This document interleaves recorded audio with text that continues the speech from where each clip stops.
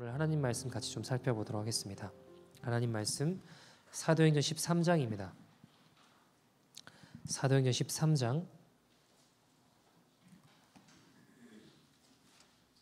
42절에서 52절까지 말씀입니다.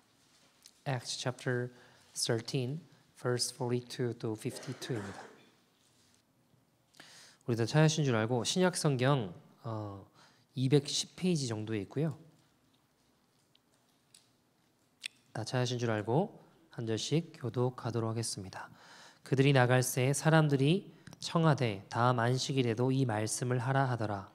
회당의 모임이 끝난 후에 유대인과 유대교에 입교한 경건한 사람들이 많이 바울과 바나바를 따르니 두 사도가 더불어 말하고 항상 하나님의 은혜 가운데 있으라 권하니라.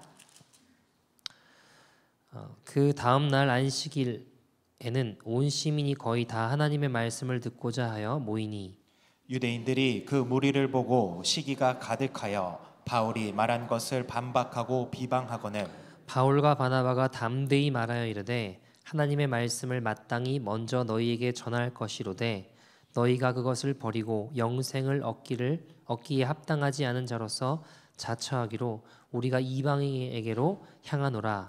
주께서 이같이 우리에게 명하시되 내가 너를 이방의 빛으로 삼아 너로 땅끝까지 구원하게 하리라 하셨느니라 하니 이방인들이 듣고 기뻐하여 하나님의 말씀을 찬송하며 영생을 주시기로 작정된 자는 다 믿더라. 주의 말씀이 그 지방에 두루 퍼지니라. 이에 유대인들이 경건한 귀부인들과 그 신의 유력자들을 선동하여 바울과 바나바를 박해하게 하여 그 지역에서 쫓아내니 두 사람이 그들을 향하여 발에 티끌을 떨어버리고 이고니온으로 가거늘 같이 읽겠습니다. 제자들은 기쁨과 성령이 충만하니라. 아멘. 하나님의 말씀입니다. 제가 얼마 전에 어떤 한 성도님을 만났습니다. 그분은 예전에 손주가 태어났는데 7개월 만에 태어났어요. 갑자기 애가 나온 겁니다.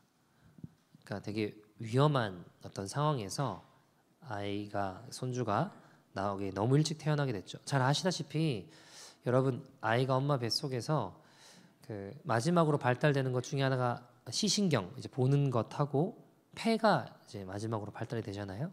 그러니까 보통 그렇게 일찍 태어나면 사실 건강하게 자라는 것이 어려울 수 있습니다. 대부분 참 어려워요. 그리고 대부분 그런 부분에 조금 어려움을 가지고 자라나게 되죠. 계속 그 일들이 일어나게 되는 경우들이 대부분입니다. 그래서 이분이 그때 아이를 인큐베이터에 이제 넣고 죽고 사는 기로에 있을 때였어요. 그래서 기도해 달라고 목사님 기도를 부탁하셨었죠. 어려움과 좌절이 될 만한 상황이었습니다. 근데 제가 이제 기도를 하면서 그런 이야기를 나눴던 것 같습니다. 오늘은 지금 이렇게 참 절망적인 이야기를 나누고 계시지만 5년 뒤, 10년 뒤에는 이 일이 반드시 큰 간증거리가 될 겁니다. 그러니까 이제 그분이 아멘 아멘 하셨었어요. 뭐 어떤 대책이 있었기 때문은 아닙니다. 생각만 하면 좌절이 될 만한 상황이었습니다.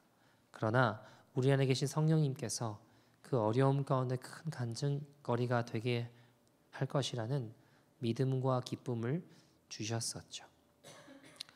그래서 얼마 전에 이렇게 만났는데 아이가 좀 어떠냐고 이렇게 여쭤보니까 이 아이가 그렇게 칠삭둥이로 일찍 태어났다는 게 믿어지지 않을 만큼 시신경도 또 폐도 그렇고 다 똑같은 아이들 10달 돼서 태어난 아이들하고 똑같이 건강하게 잘 자라가고 있다는 이야기를 들었습니다. 참 감사하더라고요.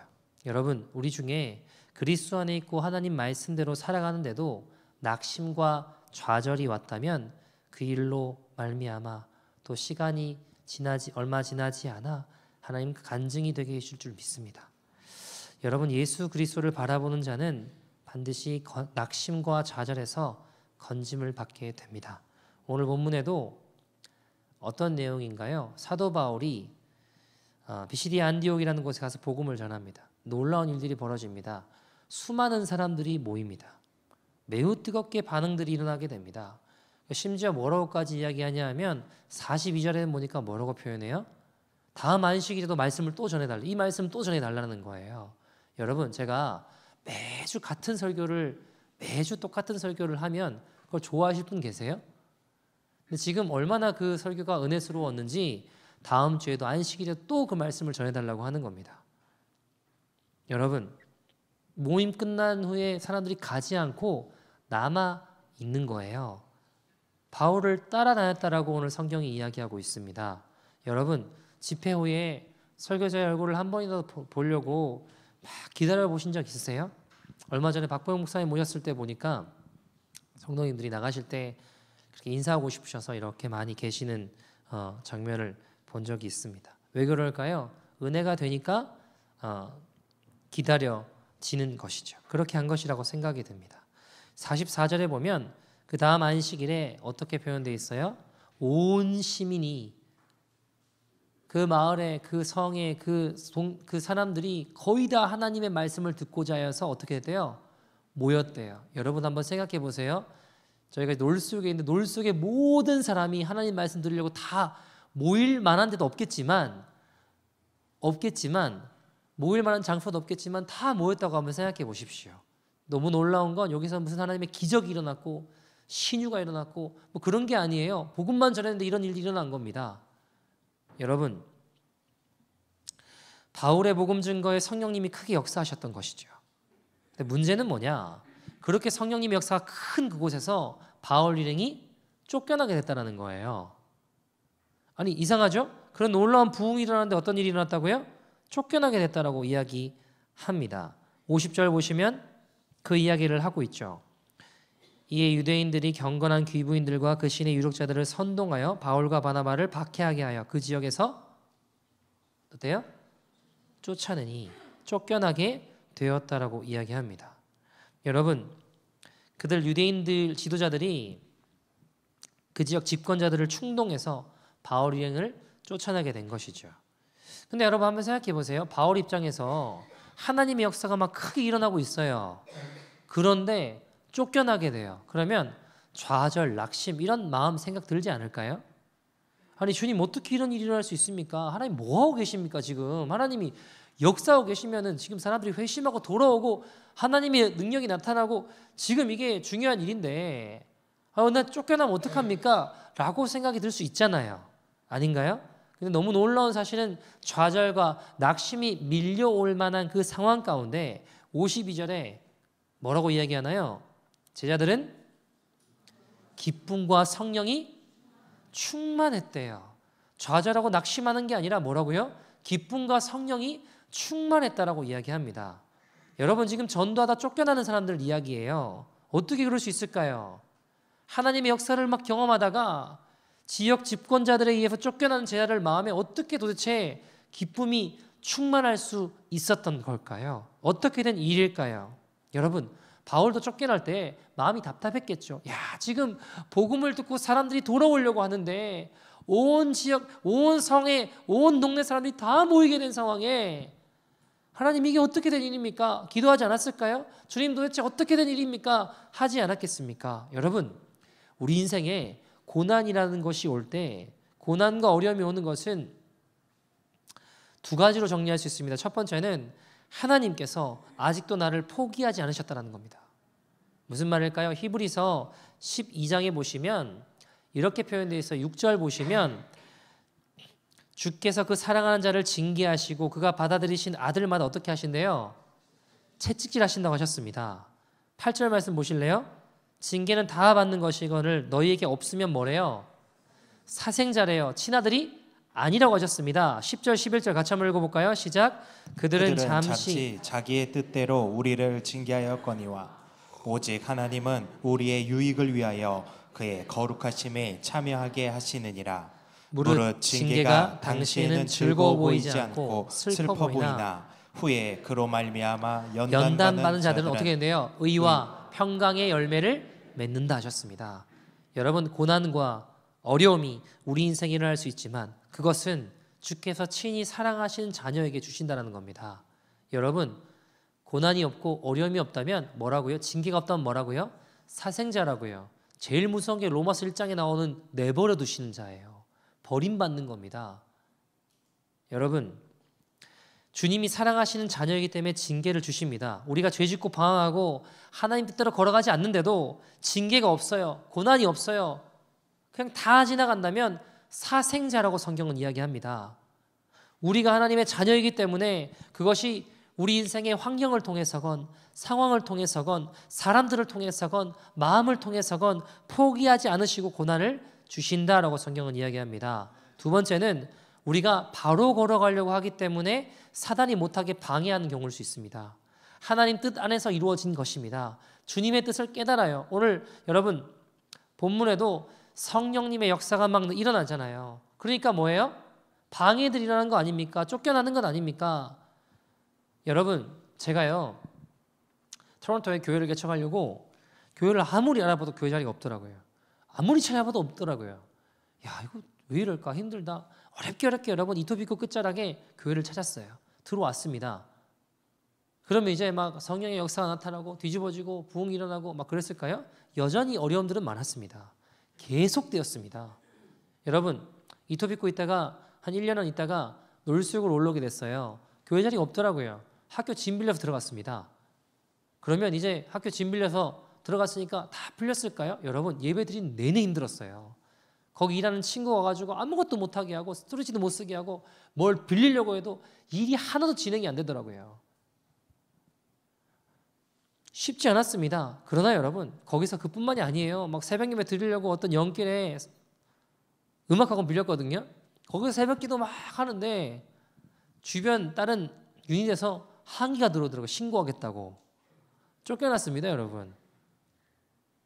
이게 어떻게 해야 되나 하고 또 다른 교회 또 구하고 또 교회 자리를 핀치로 옮겨가고 또 코로나 터지니까 거기서도 예배를 못 드려서 쫓겨나고 어떤 성도님 집 공장 들어가서도 예배 드렸다가 돌다가 여기 왔어요. 여러분, 여기서 예배 드리면서는 어려움이 없었을까요? 여러 가지 때는 계속 있었습니다. 여러분, 왜 그럴까요? 바로 걸어가려고 하면 사단은요 초비상이에요. 여러분 생각해 보세요. 이 땅을 변화시킬 교회가 세워지는 걸 사단이 두려워할까요? 좋아할까요? 두려워하죠. 깨닫고 나니까 불평하고 원망하는 마음을 토하는 것이 아니라 감사할 일인 거예요. 아, 사단이 우리를 두려워하는구나. 사단이 우리를 두려워하는구나. 알겠더라고요. 여러분, 고난이 올 때 우리가 뭐 어떻게 하라고 하죠? 감사하라고 하잖아요. 그죠? 고난이 올 때 뭐라고 배웠어요? 감사하라고 배웠지 않습니까? 그게 고난을 푸는 열쇠라고. 근데 여러분, 솔직하게 한번 이야기해 보자고요. 이해도 안 되는데 고난이 왔는데 감사가 막 절로 막 나오세요? 예? 여러분, 그런 표정으로 저만 보시면 저만 나쁜 놈이고 저만 믿음이 없는 놈처럼 되는데, 여러분, 고난이 올 때요, 고난만 보면 절대 감사는 안 나와요. 고난만 보고 있으면, 고난을 보면서 고난만 보고 감사하는 사람은 없다고요. 여러분, 그런데요, 억지로 안 되잖아요. 여러분, 고난이 올 때 그것이 해석되어지면 그 고난이 해결되지 않는 상황이라 할지라도 감사할 수 있어요. 여러분, 김성주 목사가 처음에 아프리카로 이제 선교사로 갔어요. 그래서 막 맨날 뭐 밥하고 맨날 거기 사람들 만나고 하는데 자기 인생이 뭔가 버림받은 것 같고 끝난 것 같고 뭔가 뒤처지는 것 같고 그런 생각이 많이 들었대요. 한국에 한번 나왔는데 그때 조지훈 목사님을 만났는데 그 어디죠? 조이풀 철치인가? 거기 조지훈 목사님을 만났는데 내 인생이 다 끝난 것 같다고 막 이런 이야기들을 던지는데 조지훈 목사님이 이렇게 보시더니 당신은 불을 던지는 사람이라고. 당신은 불을 던지는 사람이라고. 아프리카는 당신의 신앙을 다듬는 시간이라고. 연단의 시간이라고. 지금과 같은 마음을 계속 가지고 있으면 보안이 당신의 광야는 짧아질 거라고. 여러분, 근데 이상하게 그게 위로가 됐대요. 아멘 하고 아프리카로 돌아갔는데 바뀐 게 아무것도 없어요. 똑같아요. 그냥 밥하고 아프리카 사람들 만나고 아무것도 안 바뀌었어요. 근데 입술에서 감사가 나오기 시작하는 거예요. 왜요? 고난이 해석되어지니까. 아, 하나님께서 이 시간들로 말미암아 나를 다듬으시는구나. 이 시간들로 말미암아 나를 다듬으셔서 새롭게 하시는구나. 여러분, 바울도요, 원망할 만한 상황에서, 그런데 그때 예수님께서 나를 부르실 때 이방인의 사도가 된다고 하셨지, 이방인에게 복음을 전하는 사명을 주셨지, 주님 하신 말씀이 기억이 나는 거예요. 오늘 47절 말씀 보세요. 쫓겨나는 상황이지만 그는 주께서 이같이 우리에게 명하시되 내가 너를 이방인의 빛으로 삼아 너로 땅끝까지 구원하게 하리라 하셨느니라 하니, 여러분, 하나님의 계획은 복음이 유대인에게서 이방인에게로 전해지는 것이었습니다. 그래서 비시디아 안디옥에서 예수를 믿을 것 같은 유대인들은 핍박하고 복음을 받아들일 것 같지 않은 누가요? 이방인들 사이에서는 복음의 열매가 막 맺혀지는 거예요. 48절, 이방인들이 듣고 기뻐하여 하나님의 말씀을 찬송하여 영생을 주시기로 작정된 자는 다 믿더라. 49절, 주의 말씀이 그 지방에 두루 퍼졌대요. 여러분, 유대인들이 막 핍박을 해요. 그것 때문에 좌절하는 것이 아니라 이방인에게 복음이 전파되는 결과를 가져오게 되었다는 겁니다. 제자들은 쫓겨나게 된 이것이 내가 여기서 쫓겨나지만 이방인에게 복음을 전하라고 하는 거구나 깨달았다고요. 성령께서 이것을 깨닫게 하시니까 해석이 되니까 어때요? 좌절이 될 만한 상황에서도 기쁨과 성령으로 충만하게 되는 거예요. 사랑하는 여러분, 우리가 어떤 형편과 처지에 있어도 그 좌절에서 다시 일어나는 기쁨의 사람이 되는 것은 하나님이 우리에게 보이시려고 이 말씀을 통해 오늘 우리에게 은혜를 주시는 것입니다. 여러분, 성령께서 역사하시면 환난과 핍박 가운데서도 반드시 기쁨을 주십니다. 데살로니가전서 1장 6절 말씀 보시면 또 너희는, 같이 읽어볼까요? 시작. 또 너희는 많은 환난 가운데서 성령의 기쁨으로 말씀을 받아 우리와 주를 본받는 자가 되었으니. 아멘. 많은 환난 가운데서 뭐라고요? 성령의 기쁨으로 말미암아 주님을 본받는 자가 된대요. 여러분, 성령께서 함께 하시면 어떤 처지에서도 충만한 기쁨을 누리게 됩니다. 여러분, 저는요, 여러분이 지금 어떤 상황 가운데 있는지 잘 알지 못합니다. 어떤 분은 건강 때문에, 또 어떤 분은 재정의 문제로, 또 어떤 분은 인간관계 가운데 어려움을 겪고 계신 분도 계실 거고요. 또 어떤 사람은 불의의 사고로 말미암아, 또 어떤 분들은 기가 막힌 어려움이 있어서 실족하고 낙심하고 좌절한 분이 계시다면, 오늘 우리가 십자가 복음을 붙잡을 때 성령님께서 역사하셔서 오늘 이 제자들에게 임한 넘치는 충만한 기쁨이 일어나는 시간 되기를 간절히 소원합니다. 여러분, 유대 지도자들이요, 왜 바울과 이 제자들을 왜 반대했을까요? 반대한 이유가 뭘까요? 복음 전하는데 비난하고 반대했던 이유가 뭘까요? 여러분, 많은 유대인들이요, 많은 사람들이 바울한테 다시 와서 이 말씀 또 전해달라고 했다니까요. 그 동네 모든 사람들이 막 모이게 됐다니까요. 바울이 말씀을 전할 때 그 설교에 뭔가 문제점을 발견했기 때문이 아니에요. 그런 말은 없습니다. 성경은 오히려 뭐라고 이야기하냐면 시기심 때문이라고 이야기해요. 45절 같이 읽어볼까요? 45절입니다. 시작. 유대인들이 그 무리를 보고 뭐가 가득하여? 바울이 말한 것을 반박하고 비방하거늘. 뭐가 가득하여? 시기가 가득해서요. 시기가 가득하니까 복음 사역에 방해가 일어난다는 겁니다.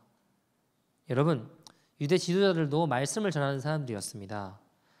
그러니까 쉽게 말해서 자기들이 말씀 전할 때는 온 성의 사람들이 막 모이거나 문에 받다 이런 거 별로 없었는가 봐요. 근데 바울이 전하니까 어때요? 막 사람이 미어 터지도록 오니까 뭐가 일어나는 거예요? 시기가 일어나는 거예요. 시기심이 생긴 겁니다. 여러분, 이 시기심이 얼마나 하나님 나라 사역에 방해가 되는지. 심지어 여러분, 예수님 왜 돌아가셨나요? 유대 종교 지도자들이 예수님을 죽인 가장 큰 이유도 뭐예요? 시기심 때문 아닙니까? 여러분, 따라서 우리도 이 시기심을 조심해야 됩니다. 복음 사역에 있어서 이 시기심이라고 하는 게 큰 방해가 일어나기도 해요. 야, 저 사람은 저런 은혜를 받았는데 나는 왜 그렇지? 하고 그 사람을 시기하기 시작하면 하나님 내게 허락하신 은혜마저도 내가 받지 못하게 된다고요. 교회 안에서도 마찬가지입니다. 제가요, 청년 때 가서 열심히 막 교회 가서 막 봉사하고 헌신하고 막 했거든요. 조금 지나니까 무슨 소문이 들렸냐면 저놈 신천지 아닌가 이런 소문이 저놈 신천지 아닌가 와서 갑자기 왜 이렇게 열심히 하나. 여러분 열심히 하고 그러면 그냥 열심히 하는구나 하면 되는데 저놈이 내 자리를 위협하나 뭐 이런 생각은 모르겠어요. 아무튼 저놈이 신천지 아닌가 그런 소리도 많이 들었어요. 여러분 신앙이 좋은 사람도 시기심을 느낄 수 있어요. 시기심을 이기지 못하면 신앙이 좋다고 하면서 오히려 복음의 걸림돌이 되는 사람들이 될 수 있다는 겁니다. D.L. 무디가 그런 말을 했거든요. 인간은 깨진 그릇 것 같아요. 계속 충만하게 되는 방법은 쏟아지는 그 물 안에서 깨진 그릇이니까 그걸 갖다 대는 것밖에 없다는 거예요. 계속 새나가겠지만 끊임없이 채워질 수 있는 방법은 쏟아지는 물 가운데 계속 대놓고 있는 것밖에 없다는 거예요. 여러분 사람은요 진짜 깨진 그릇 같아요. 그래서 우리가 한번 성령 충만했다고 그게 영원히 지속되나요? 오늘 내가 예배 때 은혜 받았어요. 그러면 계속 충만한가요? 아니에요, 여러분. 계속 성령으로 충만하려면 어떻게 해야 돼요? 은혜의 자리에 계속 나아가야 돼요. 말씀과 기도로 나아가야 됩니다. 예배의 자리에 계속 나아가야 돼요. 한번 은혜 받는다고 가만히 있는다고 저절로 그게 유지되는 일은 없습니다. 왜요? 계속 쏟아내니까 깨진 그릇이니까 계속 흘러나가니까 계속 공급받지 않으면 성령으로 충만해질 수 있는 길은 없다는 겁니다. 여러분 그래서 여러분 계속 성령으로 충만하려면 은혜의 자리로 계속해서 나가야 됩니다. 예배의 자리로 나가야 됩니다. 기도의 자리로 나아가야 됩니다. 그때 성령 충만한 제자로 살 수 있는 것입니다. 여러분 어떤 상황과 어떤 처지에서도 좌절하지 않는 사람이 되려면 끝까지 주님 앞에 나가야 됩니다. 그래서 여러분 일이 힘들다 어렵다 하지 말고 저 사람 좋다 나쁘다 하지 말고요. 여러분 성령으로 충만하지 않으니까 좋고 싫은 것이 있는 거예요. 성령으로 충만하지 않을 때 자꾸 갈라지는 겁니다. 성령으로 충만하면 오히려 진리를 붙잡고 담대해집니다. 담대히 복음 전하고 담대하게 살아가요. 그래서 여러분 일로 인해서 사람으로 인해서 좌절이 올 때 오직 성령께 더욱 역사해 주시기를 기도하는 저와 여러분 되기를 소원합니다. 여러분 우리를 향하신 주님의 뜻이 무엇인가? 목사님 모르겠습니다. 이런 사람들 많거든요. 여러분 성경은요 우리를 향하신 주님의 뜻에 대해서 너는 짜장면집을 해라 너는 김밥집을 해라 하지 않아요.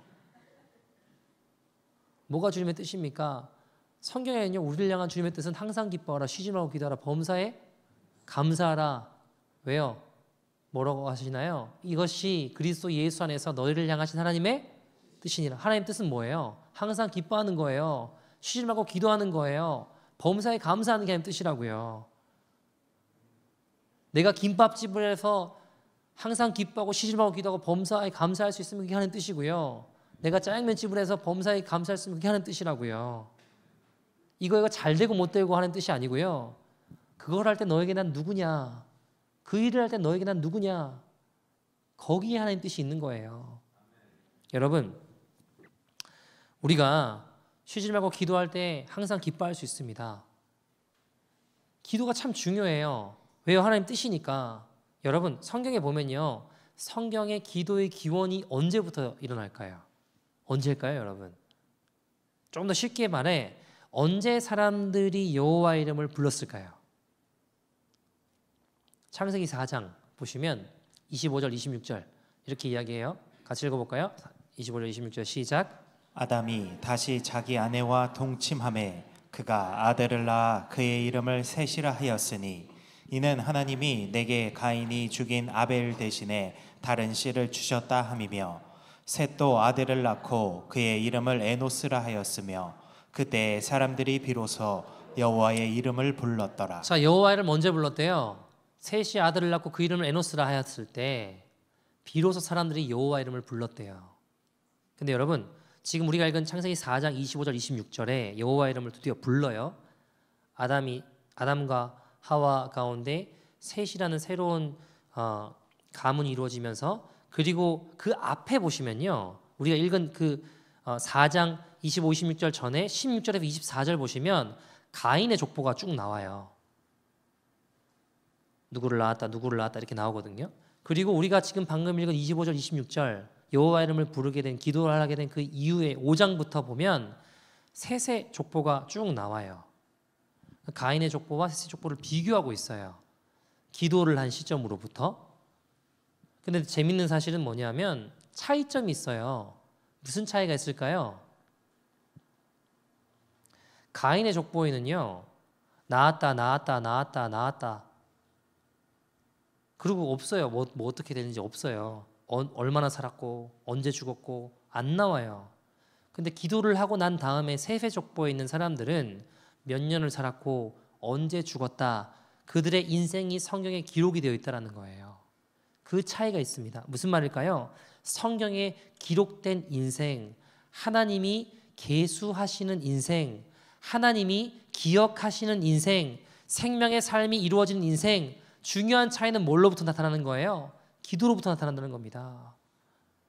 여러분, 그래서 우리가 기도할 때 성령으로 충만해질 수 있는 거예요. 기도하면 생명의 역사를 보는 거예요. 기도할 때 성령으로 충만함이 유지되는 겁니다. 기도할 때 기쁨의 역사가 일어나는 것입니다. 여러분, 사도 바울이 쫓겨났어요. 좌절된 상황 가운데 어떻게 그 좌절에서 이겼습니까? 주님이 말씀하셨던 약속의 말씀을 붙잡고 기도했기 때문입니다. 주의 말씀을 비춰보니까 유대인의 핍박이 이상한 게 아닌 거예요. 아, 그래, 맞아. 나는 이방인의 사도로 주님 부르셨지. 나는 이들이 아니라 이방인의 사도로 부르셨지. 깨달아요. 기도하기 시작하는 겁니다. 여러분, 좌절과 낙심이 올 때 우리도 바울처럼 예수님 하셨던 말씀을 기억해야 됩니다. 그걸 기억하고 기도해야 됩니다. 여러분, 예수님이 십자가에 못 박혀 죽으셨어요. 무덤에 묻히셨습니다. 그때만 여인들이 막달라 마리아 여인들이 와가지고 막 슬퍼하잖아요. 얼마나 울어요. 다 절망에 빠졌어요. 우리 다 끝났다, 이런 생각이 들 때 아닙니까?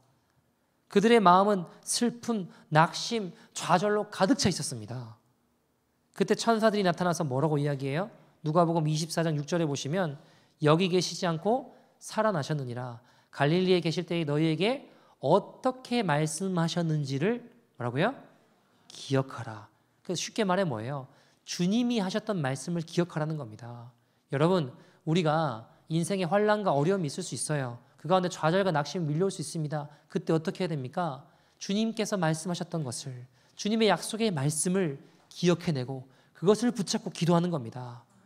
슬퍼하지 말고 놀라지 말고 예수님이 이미 부활하신다고 하지 않았냐? 3일 후에 부활하리라 하신 말씀을 기억하라는 겁니다. 여러분, 오늘 우리에게 하시는 말씀 아닐까요? 너 왜 그렇게 낙심 가운데 있냐? 너 왜 그렇게 좌절 가운데 있냐? 내 말 좀 기억해봐라.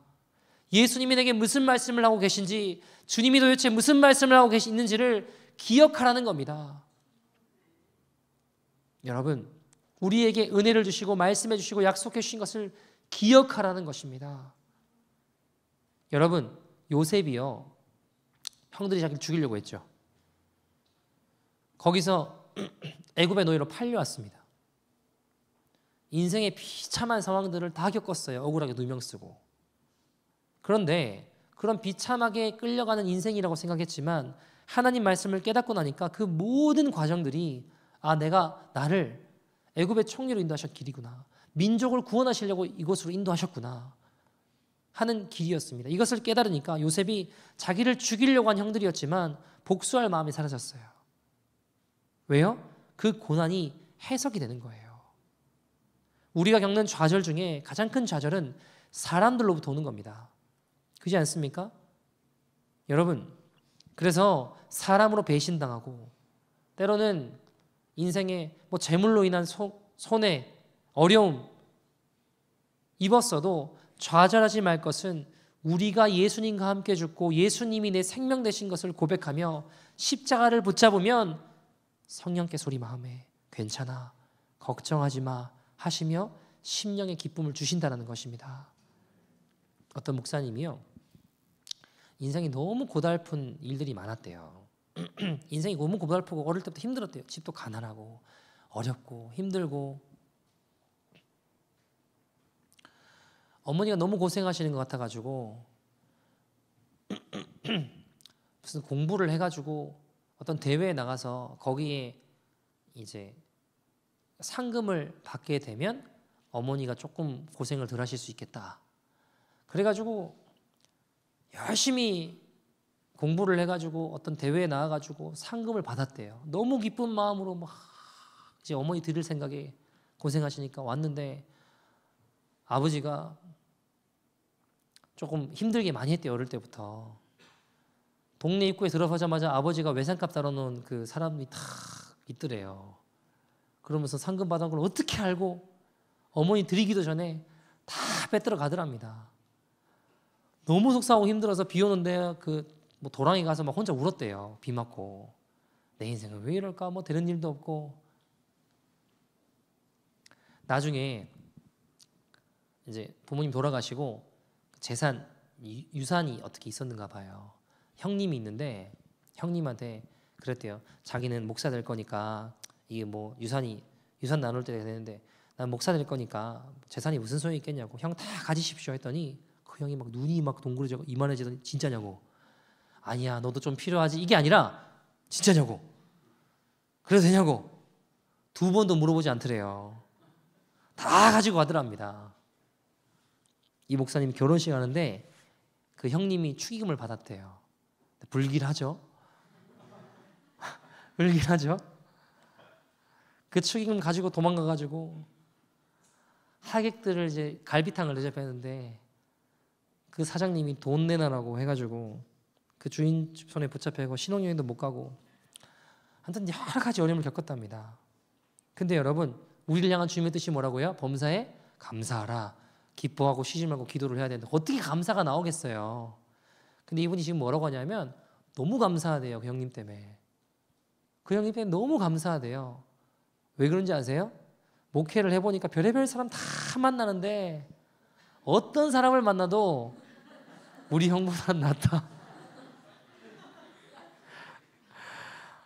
별의별 사람 다 만나고 막 혈기가 나고 실수하고 좌절하는 뭐 그런 상황들이 일어나도 아무리 일어나도 다 이겨냈대요. 왜요?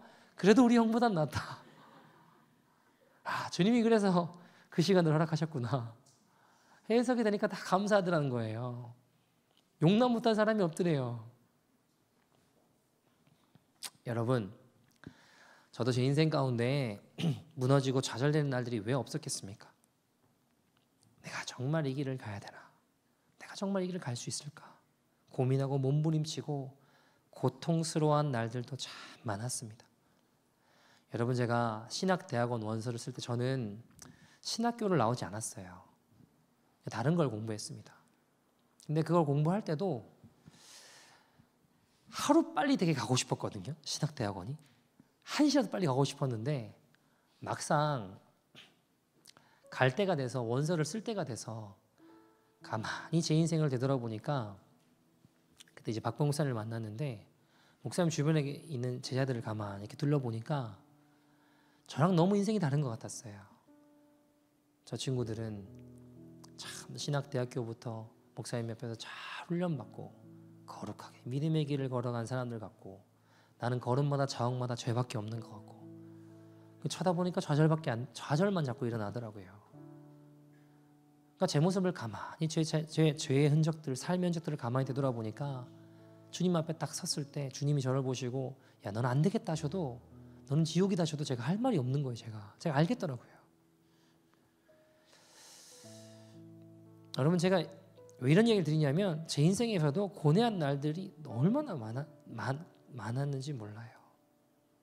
그런데 여러분 야 안 되나 끝나나 그런 순간 가운데서 그러나 항상 저를 다시 일으키고 다시 시작하게 하는 제 내면의 깊은 저 밑바닥에 분명한 결론이 있었습니다. 나 같은 사람은 안 된다. 나 같은 사람 일 가면 안 되겠다. 나는 죄가 너무 많다. 야, 이거 나는 버림받았나? 나는 끝났나?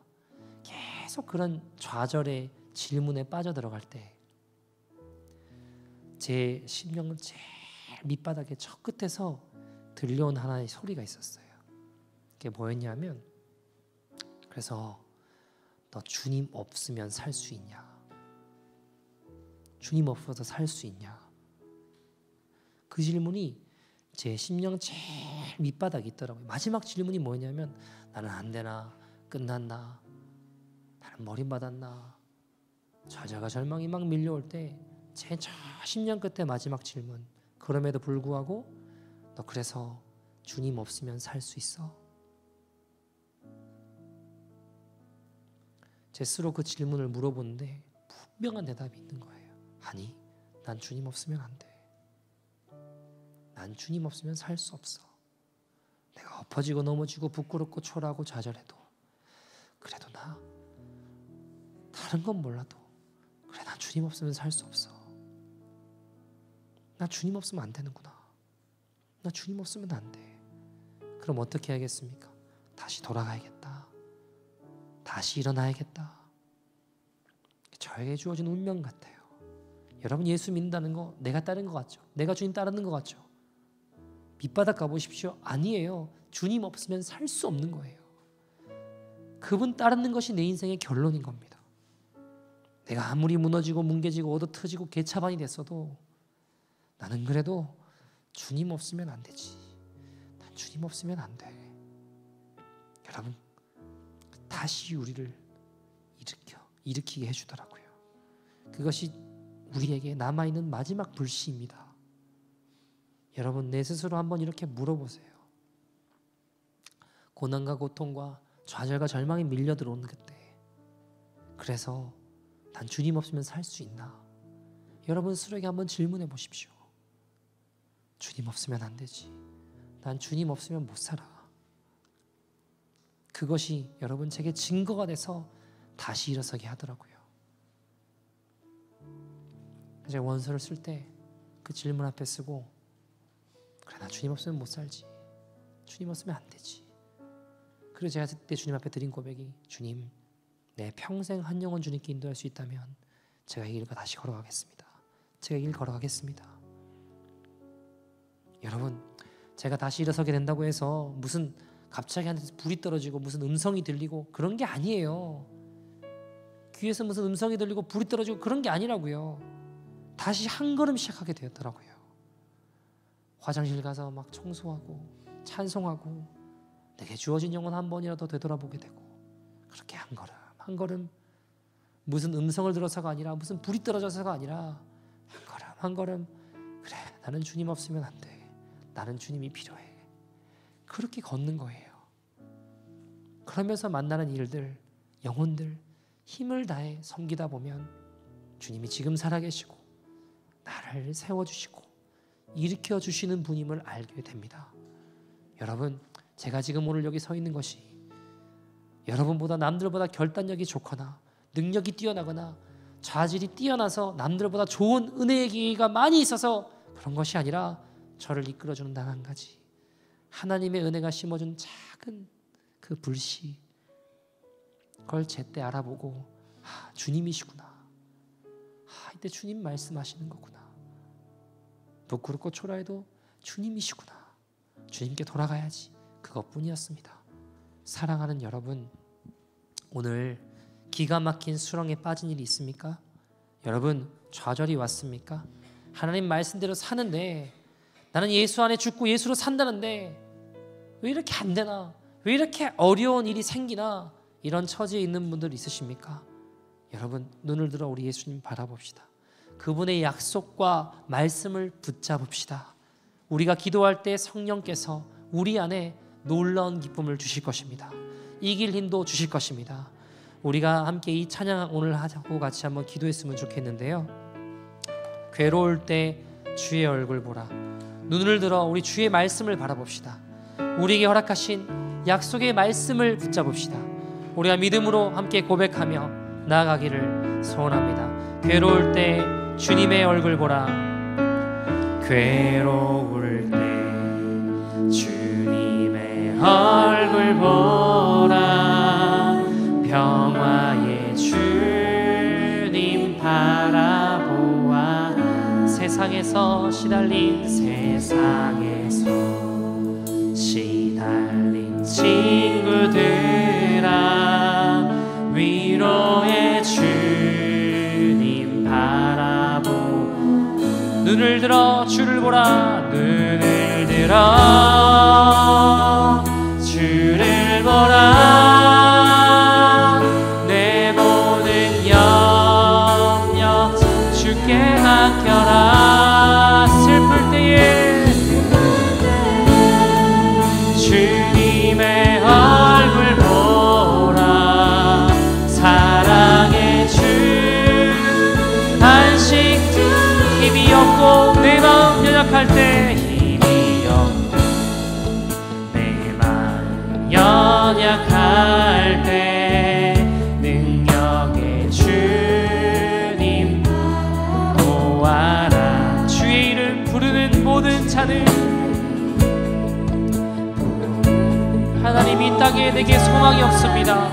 주의 이름 부를 때에 힘 주시고 능력 주시고 지켜주시고 인도하여 주시옵소서. 눈을 들어 주를 보라.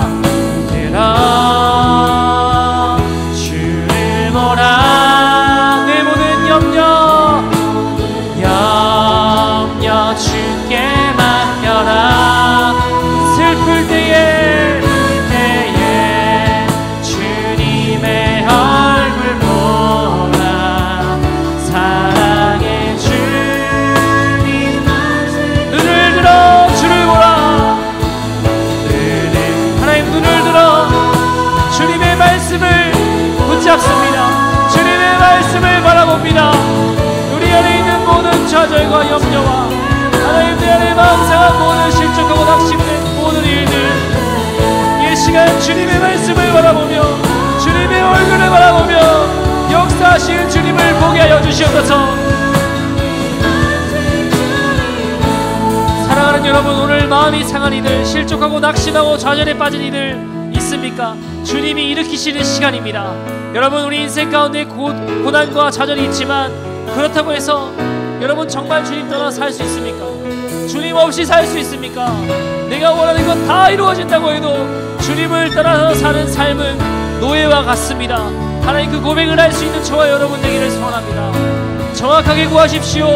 예수님에게 말씀해 주십시오. 저를 건지실 말씀을 주십시오. 하나님이 고난이 해석될 주의 말씀을 허락하여 주십시오. 주님 바라보는 눈을 열어주십시오. 오직 주님만으로 채울 수 있사오니 주님 이 시간 회복하시는 은혜로 임하여 주시옵소서.